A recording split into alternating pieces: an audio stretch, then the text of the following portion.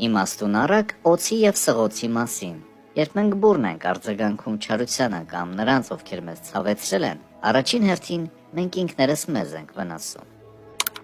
Կյանքում երբեմն ավելի լավ է արհամարել որոշ իրավիճակները եւ մարդկանց վիրավորանքները, քանի որ հետևանքները կարող են լինել անդառնալի եւ սարսափելի։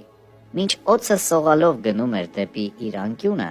պատահաբար դիպավ սղոցին եւ վնասվածք ստացավ։ Նա վարկենաբար պտտվեց եւ խայթեց սղոցը։